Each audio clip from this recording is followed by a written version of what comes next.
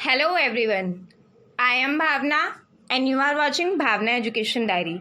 तो इस वीडियो में हम सभी लॉ एंट्रेंस एग्जाम्स में जो टॉट के क्वेश्चंस पूछे जाते हैं उसका मॉड्यूल लेकर आए हैं।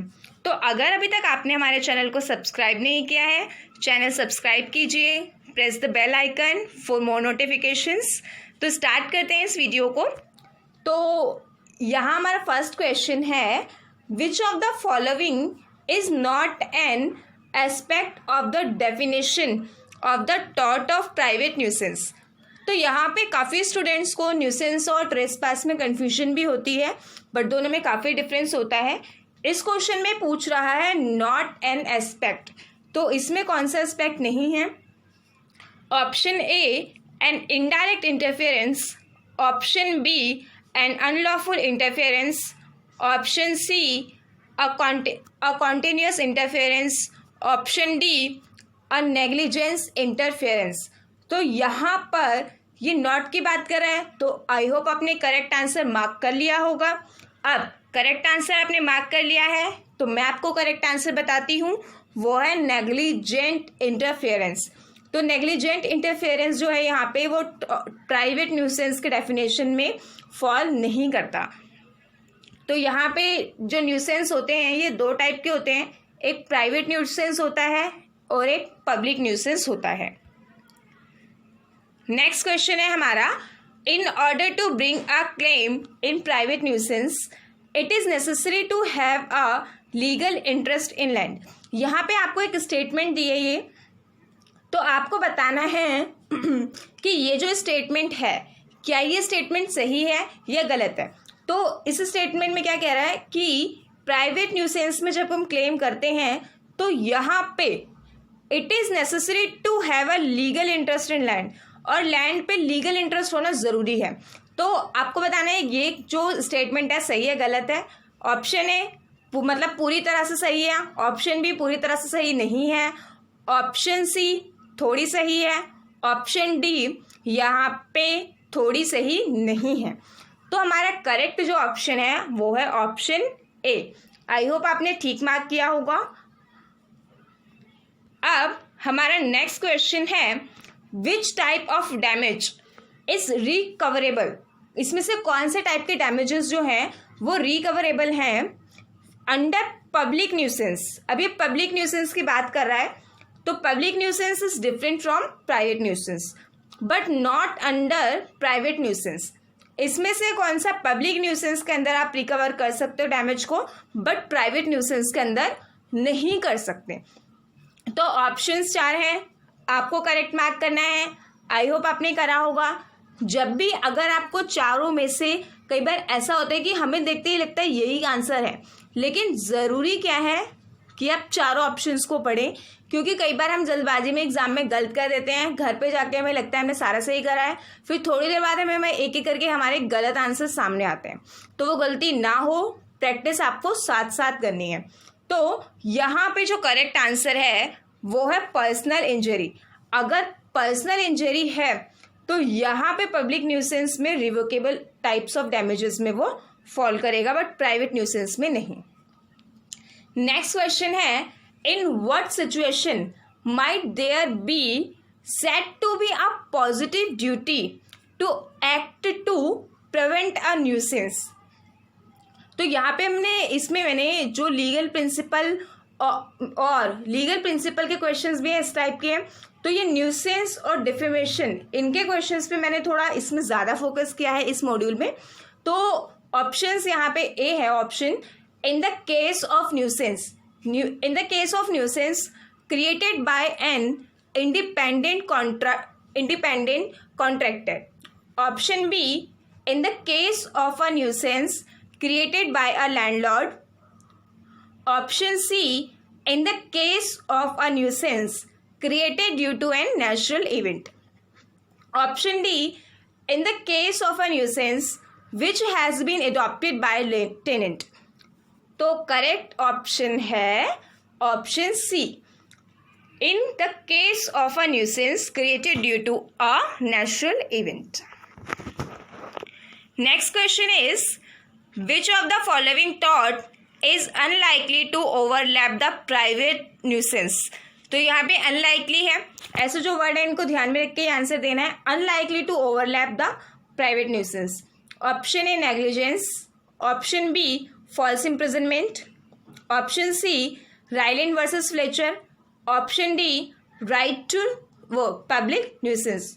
अब टॉर्ट के अंदर राइलैंड वर्सेस फ्लेचर का जो स्ट्रिक्ट लाइबिलिटी का केस है ये बहुत ही ज़्यादा इंपॉर्टेंट है, कई बार पूछा जाता है कि ये केस किस पर बेस्ड है, तो ये केस स्ट्रिक्ट लाइबिलिटी पर बेस्ड है और इसके साथ ही स्ट्रिक्ट लाइबिलिटी और एब्सोल्यूट लाइबिलिटी दोनों में डिफरेंसेस जो हैं वो कहीं ना कहीं जानने ज़रूरी होते हैं। तो जैसे कि स्ट्रिक्ट लाइबिलिटी होती है, स्ट्रिक्ट लाइबिलिटी में आपकी लाइबिलिटी है, लेकिन स्ट्रिक्ट लाइबिलिटी में क्या होता है कि आपको डिफेंस मिल सकता है, तो कुछ डिफेंसेस कुछ एक्सेप्शंस हैं, लेकिन जो एब्सोल्यूट लाइबिलिटी है, एब्सोल्यूट लाइबिलिटी में आपको पूरी तरह कोई डिफेंस नहीं मिलेगा। तो यहाँ पे आंसर आपको दिख गया, false imprisonment, unlikely to overlap the private nuisance. अब नेक्स्ट क्वेश्चन है, which of the following is not a type of non compensatory damages. तो यहाँ पर टॉर्ट में मेजर तो हम देखते हैं, जनरली क्या होता है कि लिक्विडेटेड एंड अनलिक्विडेटेड डैमेजेस होते हैं, और यहाँ पे कई बार ऐसा होता है कि कॉन्ट्रैक्ट में लिक्विडेटेड डैमेजेस होते हैं, लेकिन टॉर्ट में कई बार अनलिक्विडेटेड डैमेजेस भी होते हैं। तो यहाँ पर क्या है कि कौन से नॉन कंपनसेटरी डैमेजेस इसमें नहीं है। तो ऑप्शन, वैसे इस टाइप के डैमेजेस में हम 6 टाइप के डैमेजेस देखते हैं, 4 यहाँ पे हैं। Nominal damages, option B exemplary damages, option C aggravated damages, option D contemptuous damages. तो यहाँ पे जो एग्रीवेटेड डैमेजेस होते हैं वो यहाँ पे नॉन कंपनसेटरी डैमेजेस का टाइप नहीं है, बाकी तीनों हैं।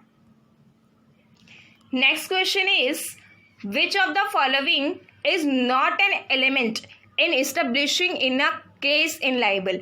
इसमें से कौन सा जो है यहाँ पे लाइबल के केस में एक एलिमेंट नहीं है।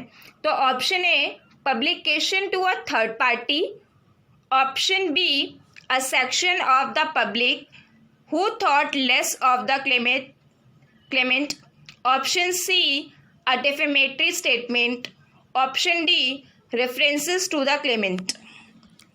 तो मेरा करेक्ट ऑप्शन है यहाँ पे जो एलिमेंट नहीं है वो है अ section of the public who thought less of the Clement. अब नेक्स्ट हमारा जो क्वेश्चन है वो प्रिंसिपल बेस्ड क्वेश्चन है।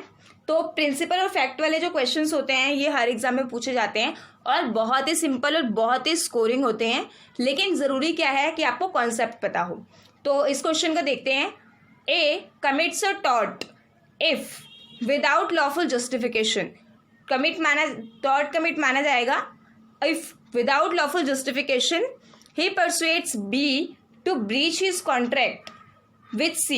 Strike is breach of contract of employment. तो यहाँ पे ये किसकी बात कर रहा है, ये टॉर्ट की बात कब होगी, जब विदाउट लॉफुल जस्टिफिकेशन होगी, यानी कि अनलॉफुल जस्टिफिकेशन। तो फैक्ट देखते हैं इसमें। Mister Mehta who is a workman in national steel company, national steel company में मिस्टर मेहता जो हैं वो वर्कमैन है, काम करते हैं। persuades mister Joss to join the strike along with others, और वो यहाँ पे मिस्टर जॉस को यहाँ पे कहते हैं कि उनके साथ जो स्ट्राइक है उसे ज्वाइन करो विथ अदर्स। किस चीज़ की डिमांड कर रहे हैं वो, demanding the reinstatement of a convicted worker of the national steel company. Mister Jos join the strike. अब यहाँ पे देखो परसुएट करने पर, मिस्टर मेहता के परसुएट करने पर मिस्टर जॉस क्या करते हैं, ज्वाइन कर लेते हैं उस स्ट्राइक को। तो अब हमें बताना है कि मिस्टर मेहता ने यहाँ पे क्या किया, mister Mehta is right to do so. Option A ये है। ऑप्शन बी क्या कहता है, strike is a worker strike, strike worker का राइट है, so there is nothing wrong in going on strike. तो यहाँ पे स्ट्राइक में जाने पे कोई भी जो है वो गलती नहीं है। और ऑप्शन सी के अकॉर्डिंग क्या है कि मिस्टर मेहता ने यहाँ पे टॉर्ट कमिट किया है, और ऑप्शन डी के अकॉर्डिंग जॉस ने टॉर्ट कमिट किया है। तो यहाँ पर मिस्टर मेहता ने जो है वो टॉर्ट कमिट किया है, क्योंकि यहाँ पे उन्होंने किस चीज़ के लिए, एक उनकी जो डिमांड थी, demanding the statement of a convicted worker. तो कन्विक्टेड वर्कर के लिए यहाँ पे जो भी इन लोगों की डिमांड थी उसमें मिस्टर मेहता ने मिस्टर जोस को ज्वाइन करवाया, इसीलिए उन्होंने टॉर्ट कमिट किया है, क्योंकि ये अनलॉफुल जस्टिफिकेशन था। Next question is which of the following group can't sue in defamation. तो इसमें से कौन सा जो ग्रुप है वो डिफेमेशन में नहीं फॉल करेगा। Option A companies, option B local authorities, option C politicians, option D celebrities. तो करेक्ट जो ऑप्शन है वो ऑप्शन बी है।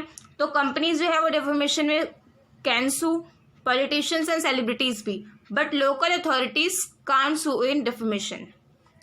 अब ये वाला जो क्वेश्चन है, a careless person becomes liable for his negligence when he on a duty to cares to other.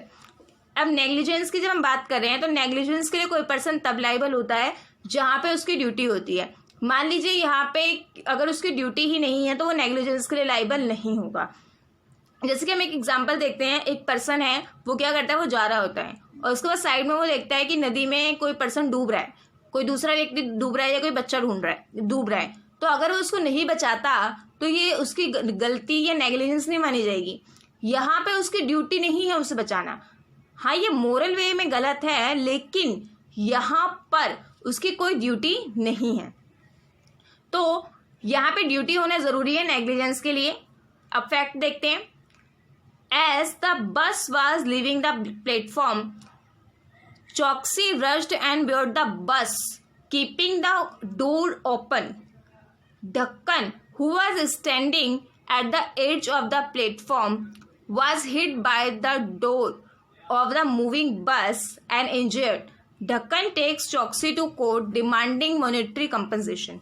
तो हमें डिसाइड करना है। तो जैसे ही बस जो है प्लेटफॉर्म छोड़ के जाती है तो चौकसी जो जगह यहाँ पे होती है वो पूरी तरह से भर जाती है, और यहाँ पे एंड चौकसी rushed and board the bus keeping the open door. तो इतनी ज़्यादा भीड़ हो जाती है कि बस क्या करती है, ओपन डोर बस का ओपन रह जाता है, और जो किनारे के प्लेटफॉर्म पे ढक्कन खड़ा होता है उसको यहाँ पे डोर की वजह से जैसे ही बस मूव होती है तो डोर की वजह से उसको चोट लग जाती है और वो इंजर्ड हो जाता है। तो यहाँ पे क्या करता है, ढक्कन क्या करता है, उस चौकसी को पे यहाँ पे सू करता है कि उसे क्या चाहिए, मॉनेटरी कंपनसेशन चाहिए जो उसको इंजरी हुई है। तो आप 5 सेकंड लीजिए, वीडियो पॉज करके सारे ऑप्शंस देखिए, मैं आपको करेक्ट ऑप्शन बताती हूँ। तो यहाँ पे करेक्ट ऑप्शन है कि चौकसी बिल्कुल लाइबल होगी।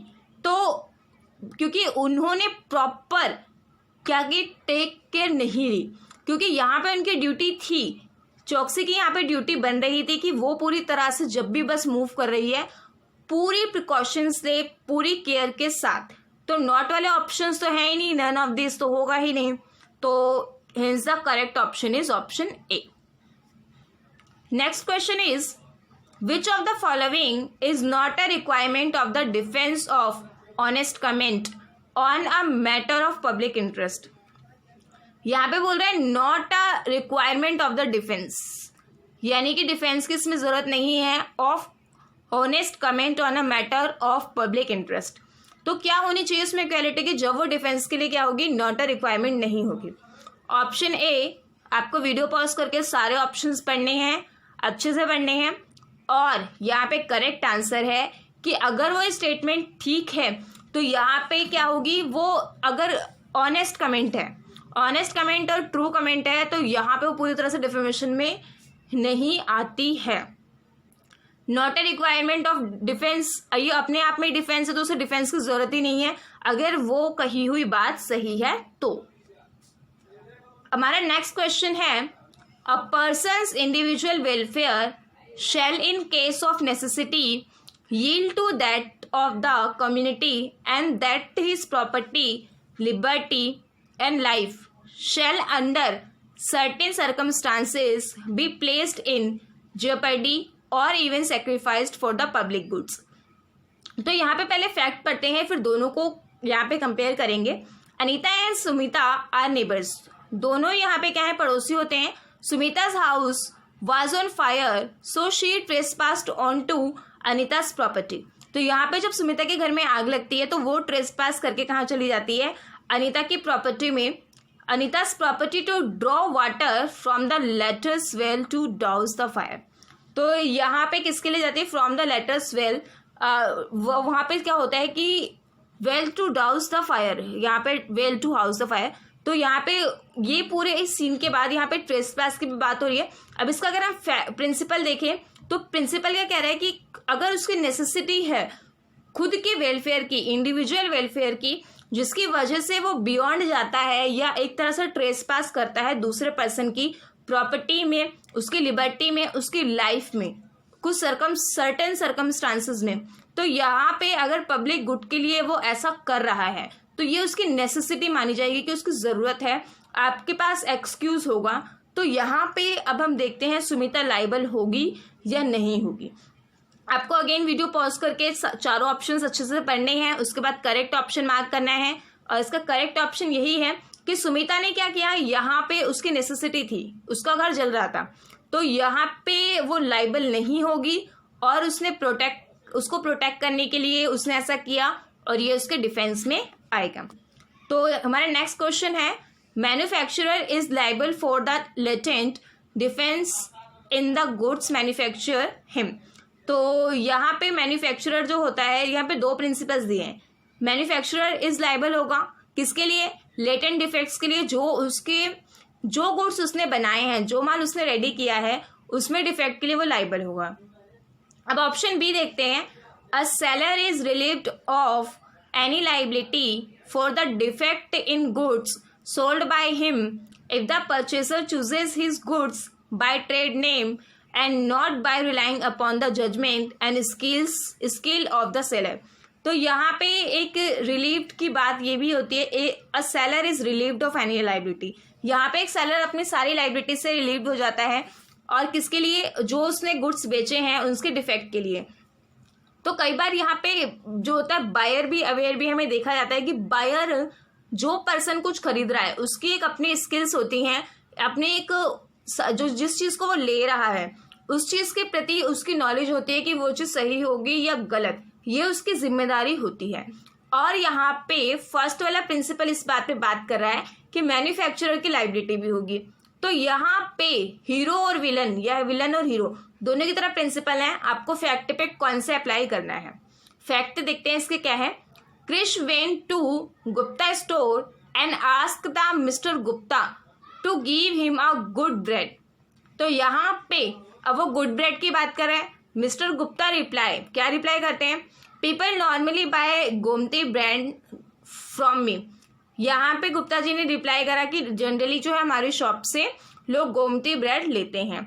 Krrish bought a packet of Gomti bread, और क्रिश क्या करता है, वो गोमती ब्रेड ले लेता है। It so happened that there was a stone embedded in one of the bread slices and it broke Krish tooth। और यहाँ पे ब्रेड में क्या होता है, एक स्लाइस होता है किसका, एक पत्थर का स्टोन का स्लाइस होता है जिसकी वजह से क्रिश का दांत टूट जाता है उसको खाते हुए। तो यहाँ पे क्या क्रिश को कंपनसेशन मिलेगा या यहाँ पे क्रिश की जो है उसकी जिम्मेदारी मानी जाएगी। वीडियो पॉज करके आप चारों ऑप्शन देखिए। करेक्ट ऑप्शन है बिल्कुल यहाँ पे गोमती ब्रेड कंपनी लाइबल होगी, क्योंकि जो उसने प्रोडक्ट बनाया है उसमें कमी है जिसके लिए उसे लाइबल होना है। So that's all from my side and thanks for watching.